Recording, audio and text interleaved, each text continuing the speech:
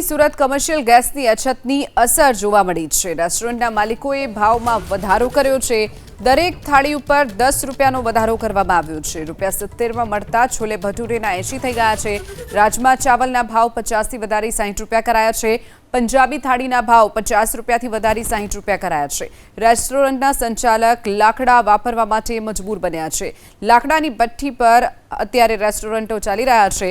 લાકડાના ભાવમાં પણ વધારો થયો છે। 15 રૂપિયા કિલોએ મળતા લાકડાના ભાવ અત્યારે 25 રૂપિયા પર પહોંચ્યા છે।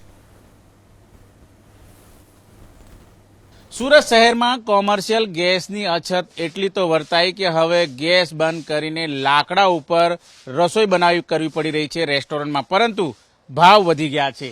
આ તસવીરો તમે જોઈ શકો છો। છોલે ભટુરે જે 70 રૂપિયામાં મળતો હતો એના 80 કરી દેવામાં આવ્યા છે। રાજમા ચાવલ જે 50 રૂપિયા મળતા હતા એના 60 રૂપિયા, કઢી ચાવલ 50 રૂપિયાના 60 રૂપિયા, છોલે ચાવલ 60 રૂપિયા છે જેના 50 રૂપિયા હતા પહેલા, અને હવે પંજાબી થાળી જે અત્યારે હાલ જોઈ શકાય છે 50 રૂપિયા અગાઉ મળતી હતી એના થઈ ચૂક્યા છે 60, અને અત્યારે રસોઈ છે એ લાકડા ઉપર બનાવવામાં આવી રહી છે। ત્યારે આ તસવીર તમે જોઈ શકો છો, જ્યાં ગેસના બાટલા નજરે આવતા હતા ત્યાં હવે આ રીતે લાકડા જોવા મળી રહ્યા છે। આપણી સાથે રેસ્ટોરન્ટના માલિક ઉપસ્થિત છે। આપ बताइए कितनी दिक्कत आ रही है, क्या कुछ माहौल है और क्यों भाव बढ़ाना पड़ा है? दिक्कत ही दिक्कत है, ना ब्लैक पे मिल रहे हैं ना सिलेंडर मिल रहे हैं। भाव मजबूरी में लकड़े पे खाना बनाएंगे, जो काम 2 घंटे में होता है वो अब 4 घंटे में होता है।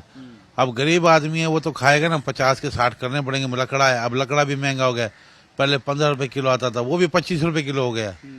कहाँ जाए कहाँ नहीं, भाव नहीं बढ़ाएंगे तो क्या करेंगे बताओ? गरीब आदमी कहाँ जाएगा बोलो? क्या कुछ मांग है आपकी, क्या होना चाहिए? मांग यही है कि सिलेंडर जल्द से जल्द शुरू की जाए और ये काला बाजारी बंद हो जाए। अगर मिलता हो तो ब्लैक पे हम भी ले लेंगे। मिलता ही नहीं, हकीकत तो यही है, मिलता ही नहीं सिलेंडर। मांग यही है कि जल्दी जल्दी शुरू हो जाए। रोज कितने लोगों की रसोई बनाते हो? हम 150 से 200 जन की रसोई बनाते हैं डेली की। બિલકુલ જોઈ શકાય છે મોટી અસર છે। અત્યારે હાલ ભાવ વધારો થઈ ચૂક્યો છે। સીધો પ્રતિ થાળીએ 10 રૂપિયાનો વધારો કરી દેવામાં આવ્યો છે। કેમેરામેન રાકેશ પાનવાલા સાથે ધનરાજ બાગલે, એબીપી અસ્મિતા, સુરત।